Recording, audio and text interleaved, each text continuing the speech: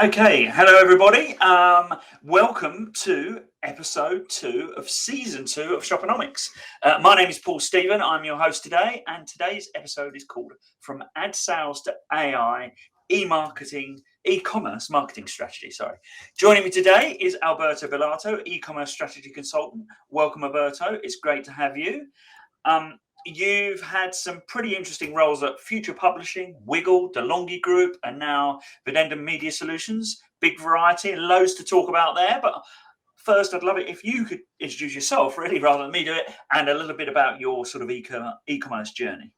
Absolutely. Thank you, Paul. Thanks actually for having me here. And hello to everyone who's decided to attend and spend an hour with us today. For me, it's a pleasure. And just a few words about myself. As you said, I've been actually I have like 13 years, just counting 30 years plus experience in digital and e-commerce across a number of industries. Being lucky enough to actually see a number of them globally, starting with retail, with the publishing world in Future in Bath, and then moving to retail with Wiggle, and then entering the fantastic world of corporate with some fantastic brands like DeLonghi Group, Stiga, Swedish actually house name in gardening products, and Videndum PLC most lately. That was a fantastic experience. I've seen and I experienced a number of cultures and approaches to digital with its pros and cons, which made up actually most of the my experience up until today. On a personal side, instead, I just like to mention a couple of things about myself. I grew up in Italy, as you may actually guess from my accent, and I left to Czech Republic whilst I was a uni, and then the UK, and that was 2010. 13 years actually. Fast forward, 11 house movings in between. Now settled in the northeast of Italy. I have a family of 3. Replaced basketball with cycling. Just bought a new bike. So that's a bit more a summary about me, really. That's brilliant. That's brilliant. So today we're diving into transformation and change in the e-commerce marketing and e-commerce marketing strategies, and getting some key insights from Alberto from your journey through a number of different really cool e-commerce roles.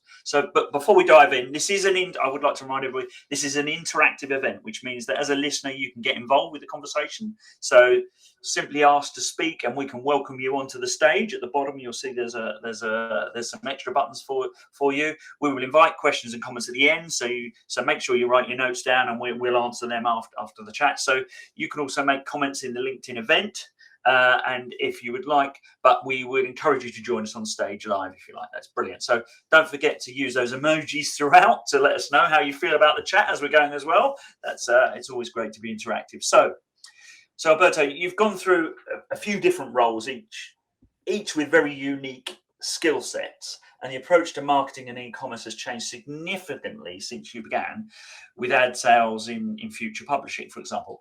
What would you say has remained the same, and then kind of what has changed over those years?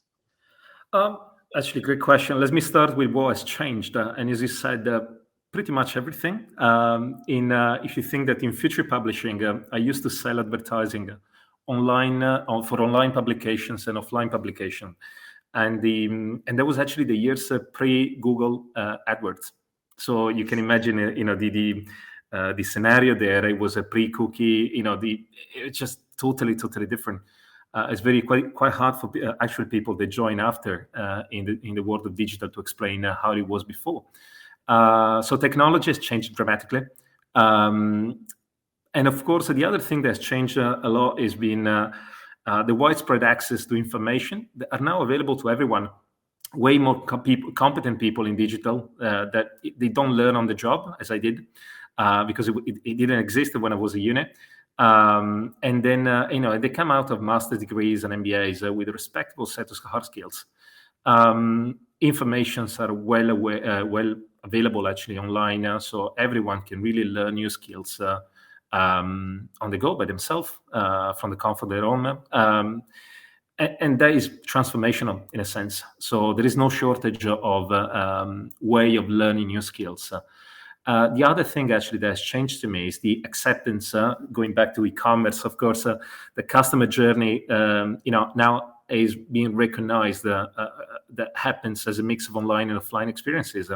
So if you are if you need to be truly omnichannel, and if you don't do as a brand, you can make or break your business. If you look at the similarities, I think is actually, I don't want to sound philosophical, but we're still the same humans as before. As consumers, colleagues, customers, we are still motivated, excited, even afraid from the very same things than before. So what I've seen is like in my role throughout this, my career, the importance of listening, being curious, and communicating well with clarity have not become less important. Actually, the opposite. In a world that now offers so many different opportunities, almost at no cost. Yeah, I mean, I suppose the point is that there are some things like the process of buying a product, getting a customer excited about a product. Marketing is meant to be the process of moving someone closer to the position to buy, I think is one of the phrases. So for me, the kind of the technology is, like you say, the channel and the tools, etc., that we use is the bit that's changed too. I mean, we've gone on quite a journey now where lots of brands have had to go from sort of zero to being fully e-commerce, and that was your experience at DeLonghi. You managed to sort of create a whole, direct to consumer global e-commerce strategy, which sort of, became a sort of 12 million sort of euro kind of business from nothing. What were your biggest learnings from doing that as a kind of project? Actually, the DeLonghi Group was a fun one, and my first corporate role. I think it was an interesting one because compared to other situations I found myself in, the market was already there. DeLonghi at the time was a 2 billion company, where made up by 3 brands. The biggest one being DeLonghi for coffee machines. Kitchen machines for the brand Kenwood, and Brown Household. The brands were all over the place. These well distributed for sure in Europe. So actually attracting demand, generating new demand, was not the issue. We're not short of traffic in a sense. But there was no a digital ecosystem or a digital, let's say, way to the product that was somehow aligned with the consumer expectations about from the brands. That was kind of matching the same quality of the products. I guess is if you think about the different experience there, the biggest learning for me was the fact that even though I joined as a project highly sponsored by the CEO, Mr. DeLonghi itself, the blessing and the sponsorship of the CEO is not enough to make things happen.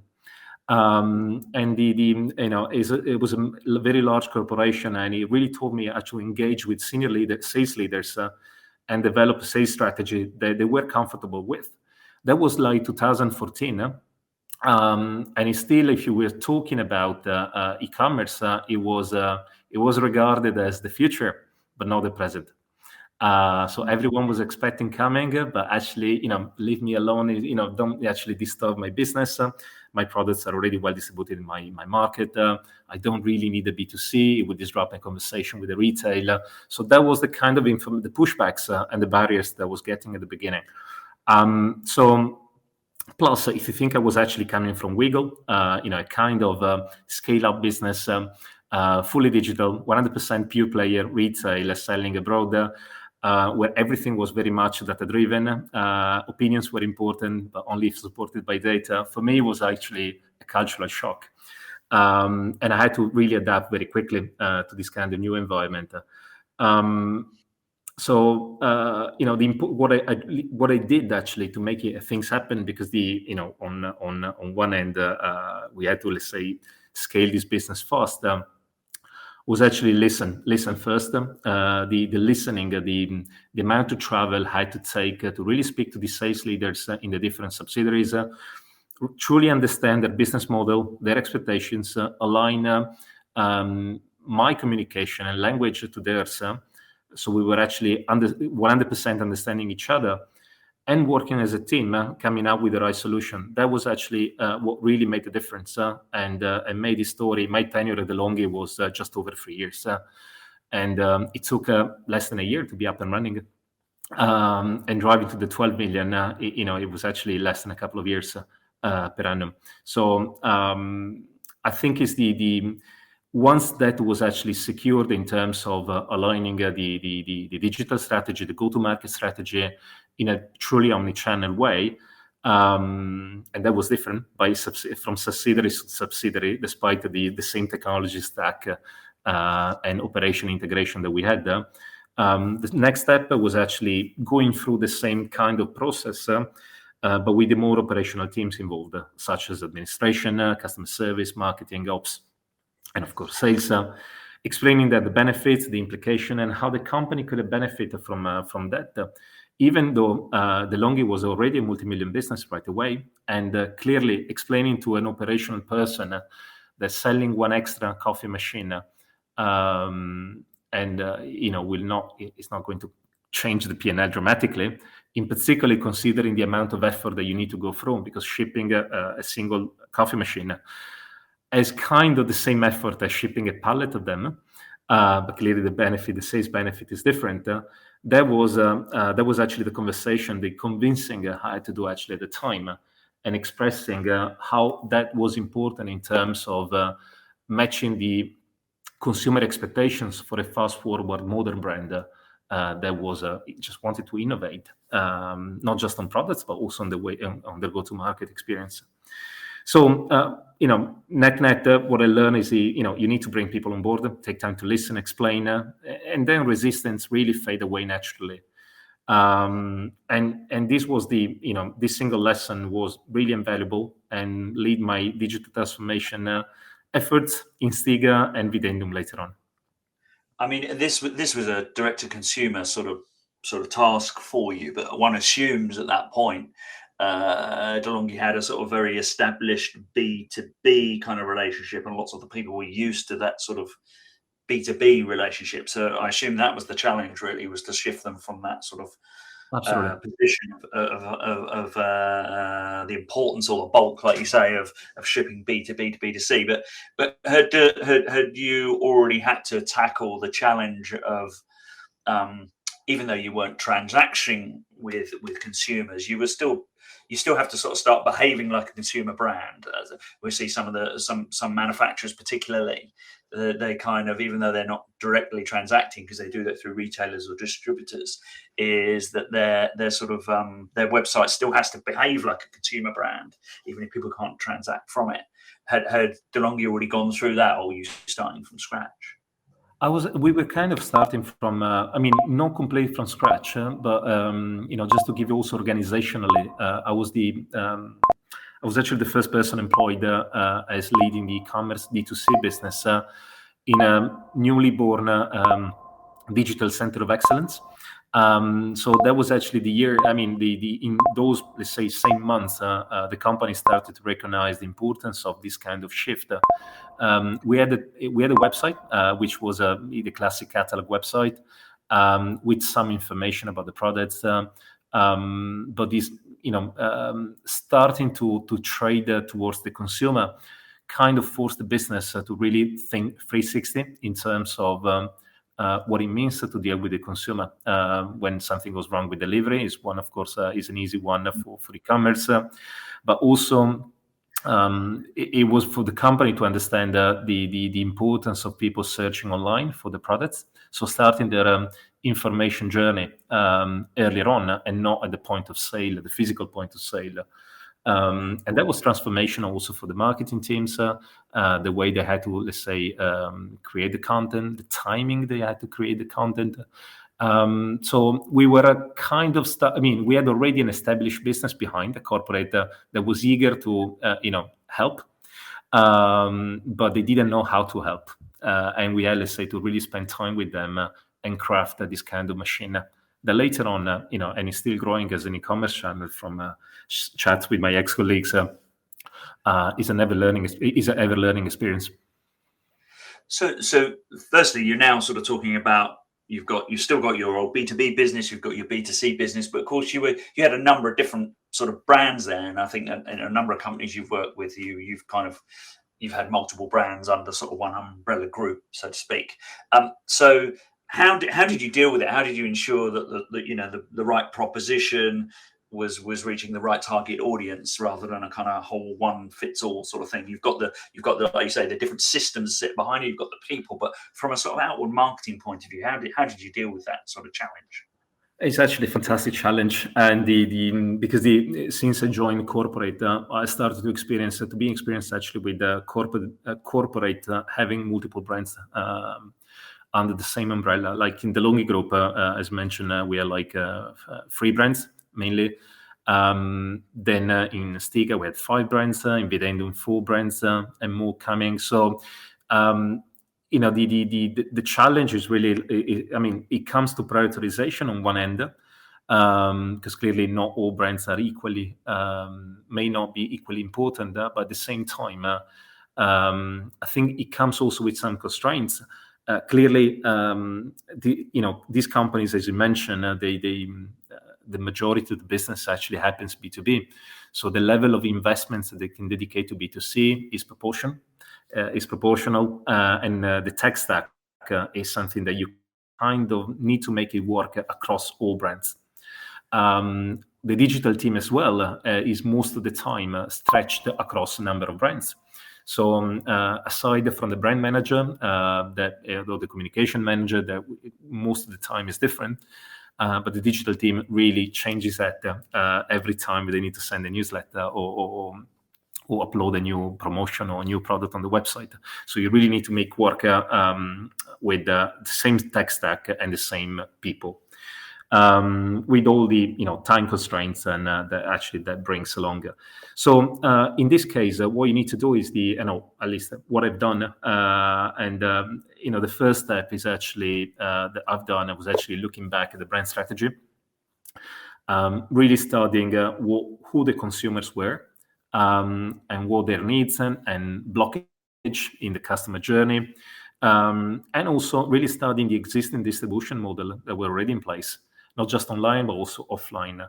Because once you actually crystallize these elements, these are really the building blocks that will lead then to your approach, your strategy, your plan on how you activate this brand digitally. And once I've done it, you will start to see actually that there are differences. Luckily, there's starting to be differences among these brands. Just to actually have a concrete example, thinking about the DeLonghi group, we used to have Kenwood kitchen machines, which a fantastic British brand, where the websites actually existed to inspire existing customers and aspiring chefs with recipes from all over the world, written by internal chefs. The company had some of them, and also by engaged consumers. If you think about the Kenwood machines, they are actually machines that normally last 15 to 20 years. Often is also passed through generations.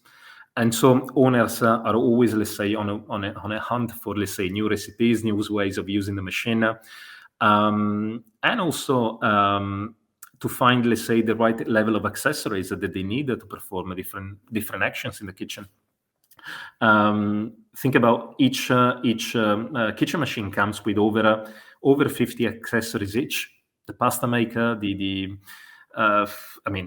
I lost count. There are really many, and they're really hard to actually find a retailer. So when we studied it, we really understood that the role of the websites were more to inspire and be the sort of companion for even long forgotten machines that exit from production, but still people using it and they're still interested in buying accessories. So that was actually what we come up with, and actually worked really nicely, considering that that study also helped us crafting a business model which started to sell accessories, which were not sold that much, if not at all, by the retail partners. So that actually started to bring additional businesses, additional revenue, and highly profitable items actually to the DeLonghi group, which makes fantastic sense, and it was very much welcomed across the sales team in the group and by consumers.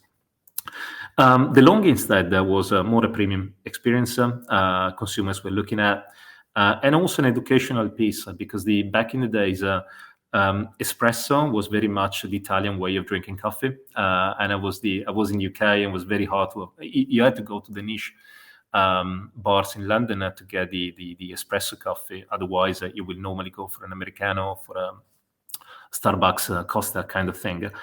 And so the website used to be part of the educational journey that they came really to life also with not just with the website, but also with product apps that were helping setting the machine in the right way, and also the coffee club, the blog, where we used to partner with coffee producers actually to educate consumers and really make them understand the right kind of coffee for their taste. So it kind of started as an e-commerce journey, but as you can see, e-commerce it cannot be unlinked from the brand experience you want to portray to the consumer, because otherwise it just becomes another way. It's just a sort of a plan B of Amazon, but of course with probably not the same speed of delivery and quality of operations. So you really need to find the kind of niche and make it unique and make it a destination for people to come regularly. And these two examples, we're providing totally different experiences, but as I mentioned, they were based on the same tech stack and managed by the very same team. Yeah, I think that's the sort of the clear thing there. You've got different brands, different propositions, but you need to have consistency. Otherwise, you just end up in a kind of crazy place. I think there's some interesting things that come out of that as well. Is that, like you say, the journey started to go from B2B to B2C, but then along the way, you then end up engaging with customers in a different way, and it almost opens up completely different models. We've seen that with some of the clients we work with as well, where because they're the manufacturer, as you say, they stock all the spares, they stock all of the accessories, if you like, that maybe your retail channels it's not so efficient or appropriate to do so. So I think that's great, the way it's effectively creates different business models by going direct to consumer. And as you say, it's the common technology is what really is required to hold it together, but you need a sort of consistent approach to things. Lots of different skills required. So in terms of that sort of digital team and then moving on to sort of maybe what's different now with AI, etc. What are the sort of the skills you saw along the way that needed to be created, or new people that needed to be brought into the team to sort of support that kind of cross-brand digital team? I think it's the kind of skills required is by the team is the I guess is like what I actually found out is very difficult to become in particular when you work in corporate, being very vertical in what you're doing. You need to somehow stretch to brand. You need to stretch to marketing. You need to have a very much business development and brand building kind of mentality to really make it work. And if you are you stay confined in your level of expertise, that is not really helpful in corporate, where most of the time the teams are small and they grow as the business grows and develops. Yeah, but it's difficult to be brilliant at everything, isn't it?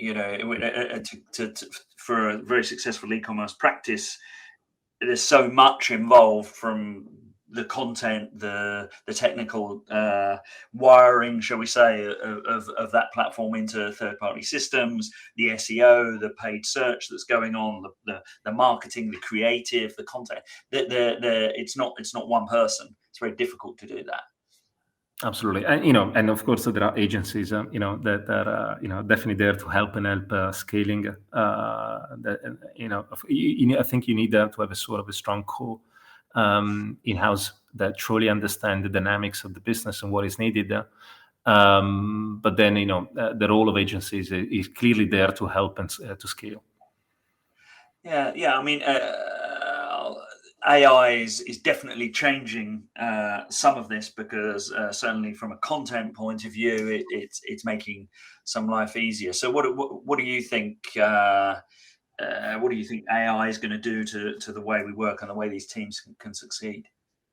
I think it's the generative AI is actually truly transforming the way people is approaching digital innovation. And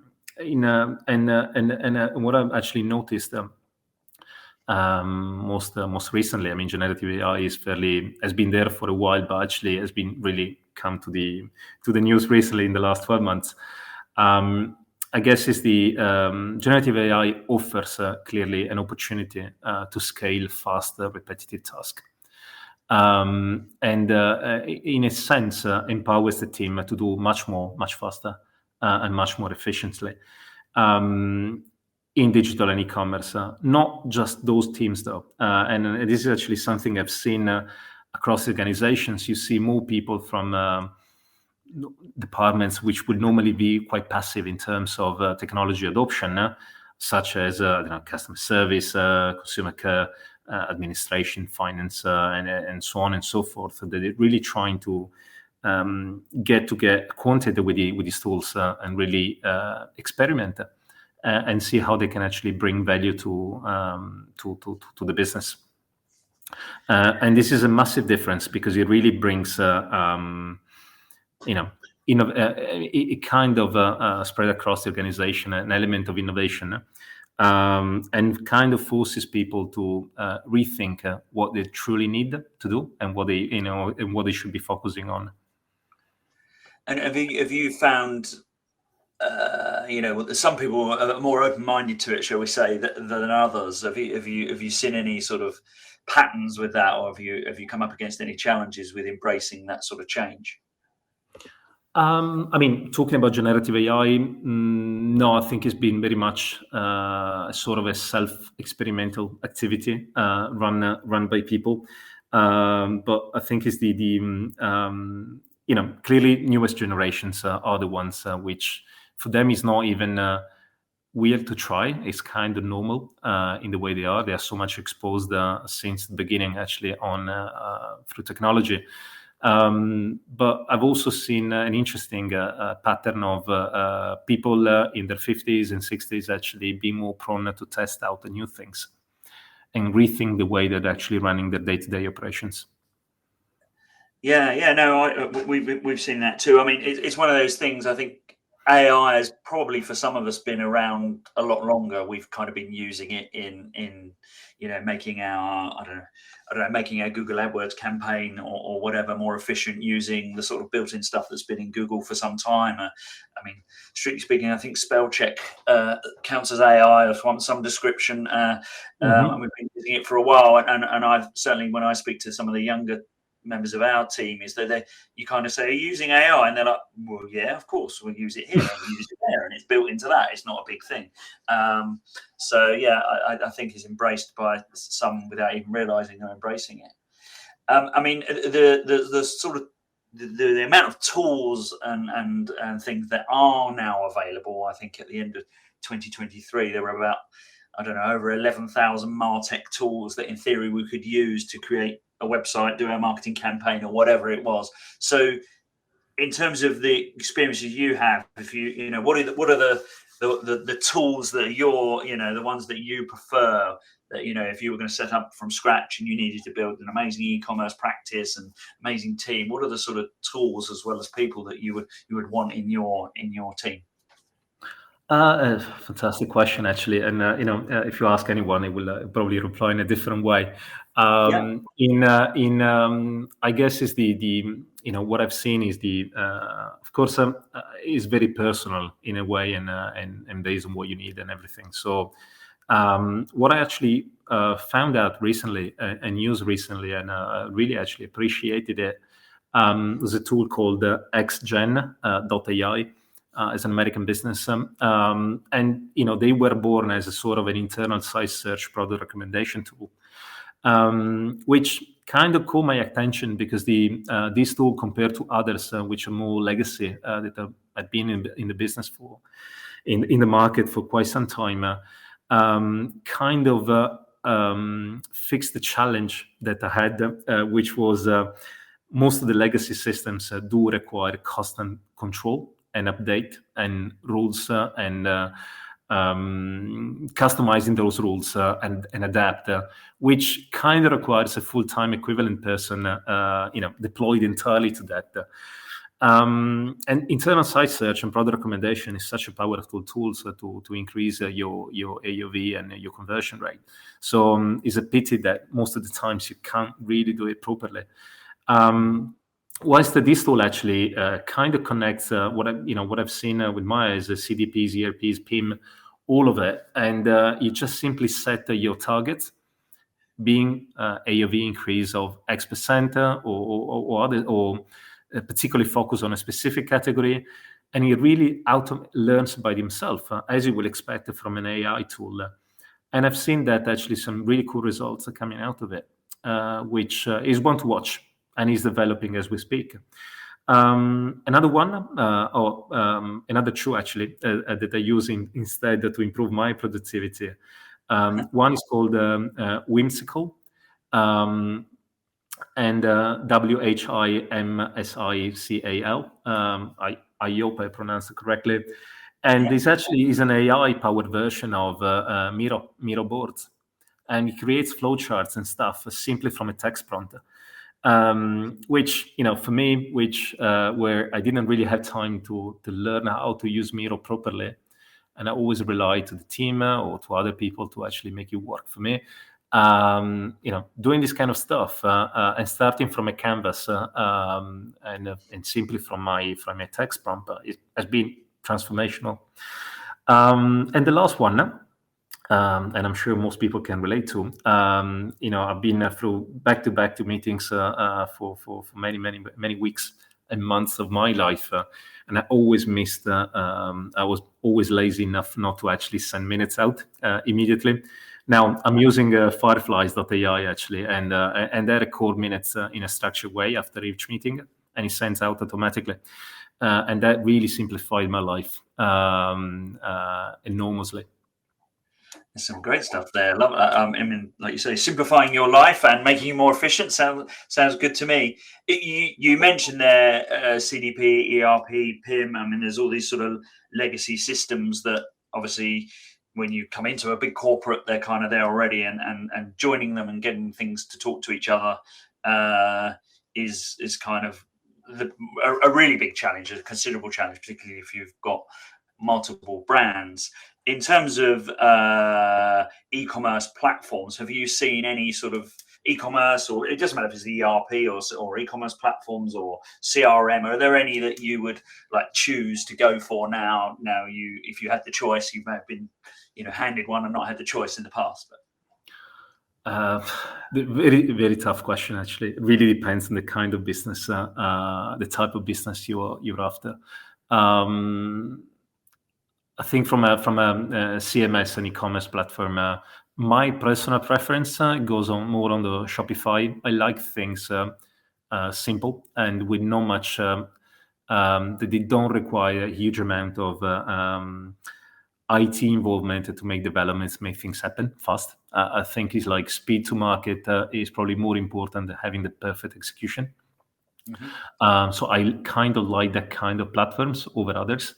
But I have experience of working with Adobe, Salesforce, and others, and they all have their own pros and cons. Shopify itself is not perfect for all it doesn't fit all the kind of businesses out there. So I think that would work like your multi-brand sort of thing at DLG.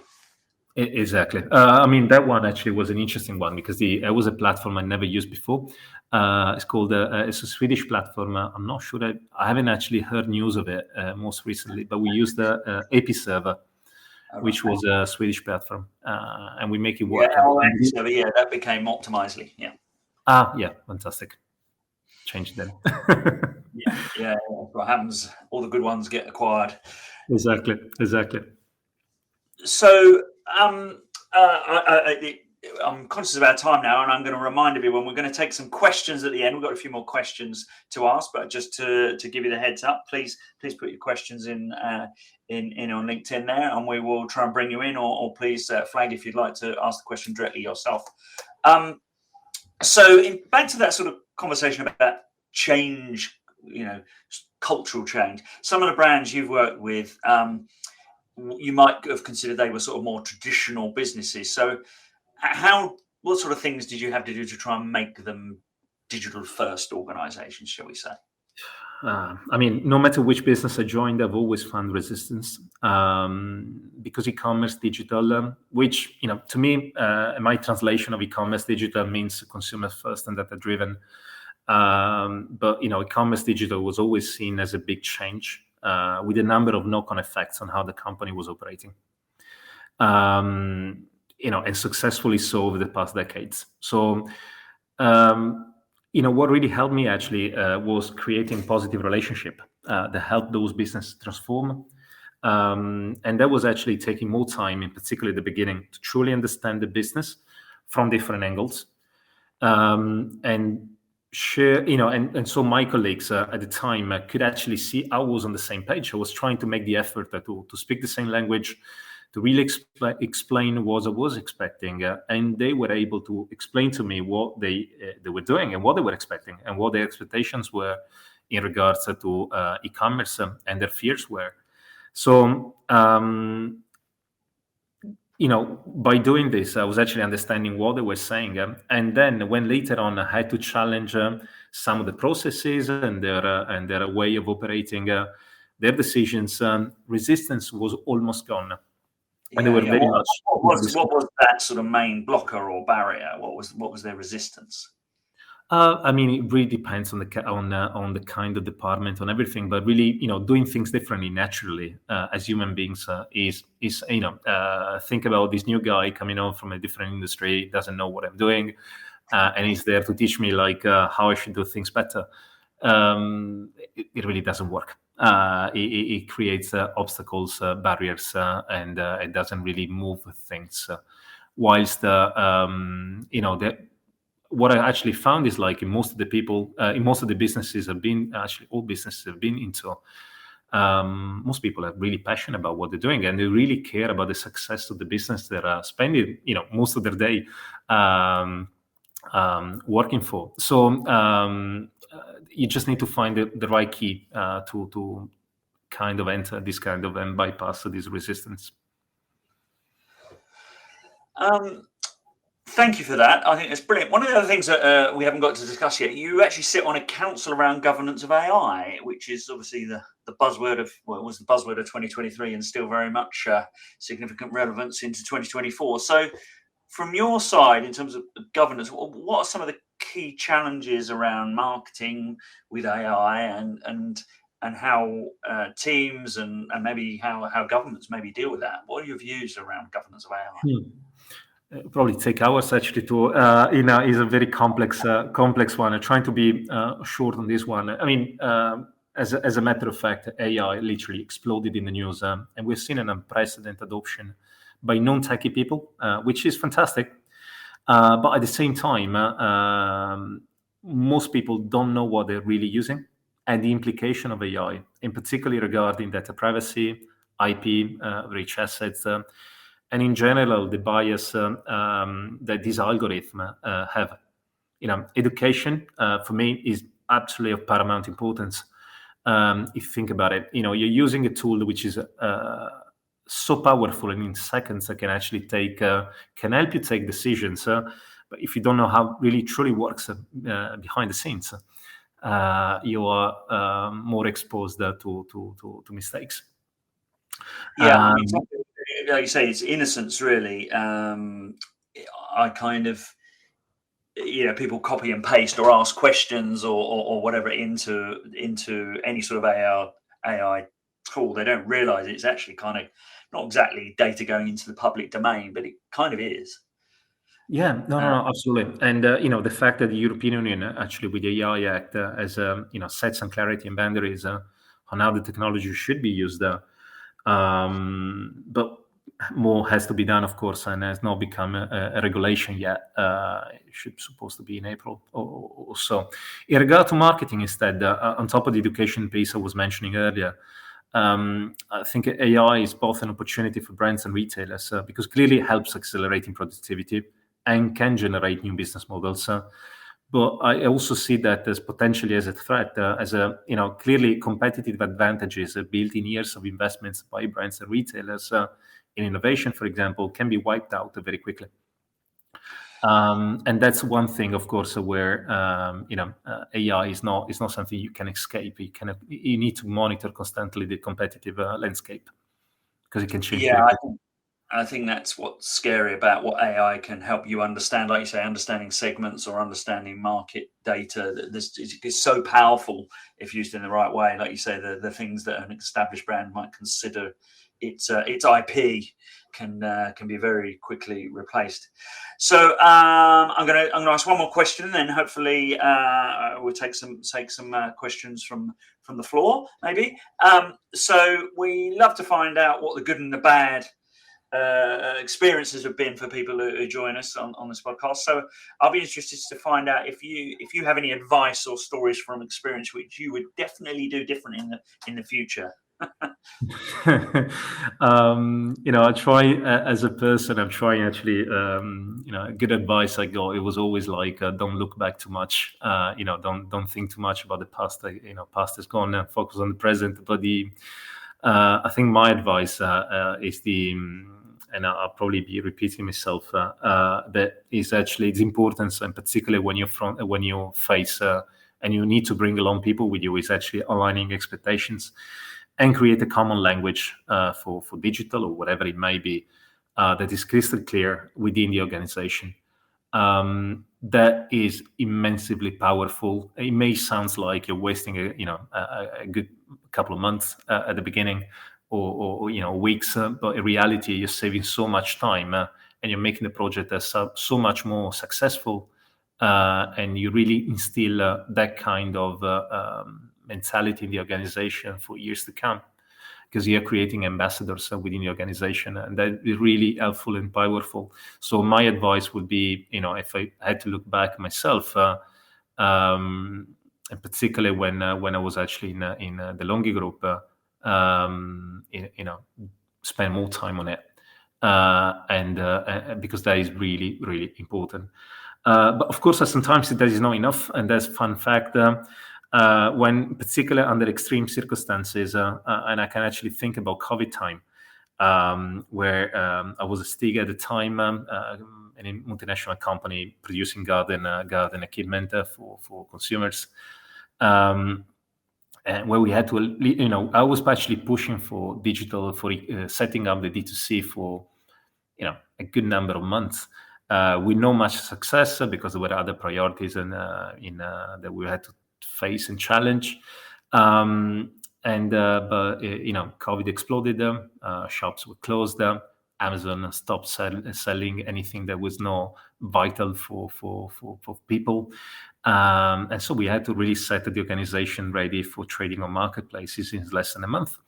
That was putting the whole organization under enormous stress, and no matter how much alignment I've done before, that was really stressful time. So particularly when you do it fully remote and you start really from zero. So I guess COVID, of course, we do hope is not happening again. Or we learn from it. But let's say I guess the importance of spending the right amount of time with people and aligning communication is actually very important. Yeah, I mean, we used to talk about that a lot. I can certainly remember pre-COVID that it was a common conversation of, is your C-suite, is your board sort of thinking ahead? Are they ready for a digital world? I don't think that conversation kind of happens so much anymore. I mean, there's still some resistance to changing ways, but I think everybody is quite happy to accept that the internet is here to stay and it's not just a fad. So that's That's brilliant. I'm going to, like I say, open it up now. Please raise your hand if you would like to ask Alberto a question directly. There should be a button at the bottom that you can press on. You've got a slightly different screen to me, so I can't tell you exactly what it is. While we're waiting for that, see if anybody's brave enough to step up, is in terms of where do you see yourself, or maybe this business being over the next sort of 4 or 5 years? What do you think is going to change? How is it going to be for you, maybe going forward in the sort of roles that you've had? Actually, is an interesting one because I think having seen many different business models in e-commerce and digital, I wouldn't say, but I was actually getting a bit bored, and going through the same kind of process ever again. Although meeting like fantastic people along the way and learning from different businesses, but the kind of basics behind that were kind of the same. It's a very difficult question to ask now, because actually with AI is going to reshape completely the outlook in my view. And what I'm doing now is actually, as I said, it's like I'm trying to be part of this kind of council. I'm actually completed a specialization in AI for business. I'm really trying to get myself equipped as much as I can, although I'm not a developer and I don't see myself developing new tools in AI in the future, but I really want to actually get up my knowledge on that one a bit and really see opportunities as they come along. Clearly, if anything, the AI has kind of instill even more the importance of being digital in a sense. Is a sort of a renaissance of digital transformation in my eyes. Yeah, okay. Right, I'm just trying to see if we've got any more questions. I've got one here. Are there any key pieces of advice that you would give to e-commerce managers and directors? What should they know? What would be your sort of piece of advice for them? Again, I don't want to, and I've seen a number of businesses. Really depends on the stage where, if you're talking about a more entrepreneurial business, it's more corporate, and depending on what kind of level of digital maturity they're in. But I think if you think about yourself as an e-commerce manager or director, let's say, and coming to a business and simply taking care of your own store, I think you're not going to move much further in the corporate ladder. There is a fantastic opportunity to really think about yourself as the trade union between the consumer and corporate decisions in terms of product development, in terms of after sales, in terms of really business development in a larger way of thinking about the term. So because you're really close to the customer, and you can really monitor data on a day-to-day basis. You can even ask questions and get replies from consumers and test out new things. That is really the core of your role. And as strong as you are in bringing the insights into the business in a way that is easy to be understood and digest, I think that's a fantastic win for the business, more than the e-commerce sales in itself. Yeah, here to that. I like you say, it feels like you're so the connection to the consumer is so sort of live and like you say, very powerful for the business. I think there's a lot of data and a lot of information, a lot of understanding of the target audience that is rarely actually even sort of taken advantage of by the businesses, which is again one of those things that we'll all get better at.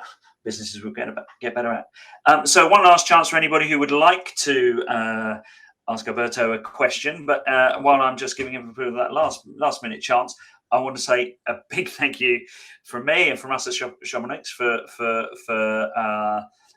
tuning in, and obviously a big thank you to Alberto too for sharing his story. Just loads of good stuff in there, really. That I'm sure hopefully there's something there for everybody to sort of learn from. I'm sure some of it will resonate with you. We do have some more episodes of Shoponomics coming up. The next one is actually, normally we do these on a Wednesday, but our next speaker, Janice, can't do Wednesday, so we're doing it on Tuesday, 5th of March. So that's coming up very soon. I'd also like to highlight that now all of these Shoponomics episodes are now available in your favorite podcast channel. Doesn't matter if it's Spotify or Apple or whatever one you want to use. You can go and check that out. So that's really great. We've got a lovely back we transcribe that, and all that will be on the website shoponomics.co.uk too. So yeah, so I've not seen anyone else sort of hold their hand up yet, so I'm going to kind of call it there. And I can only say thank you once again, Alberto. I hope that's been good for you. Thank you very much, and to everyone attending actually for this afternoon. It's been a pleasure. Thank you very much. Goodbye. Bye.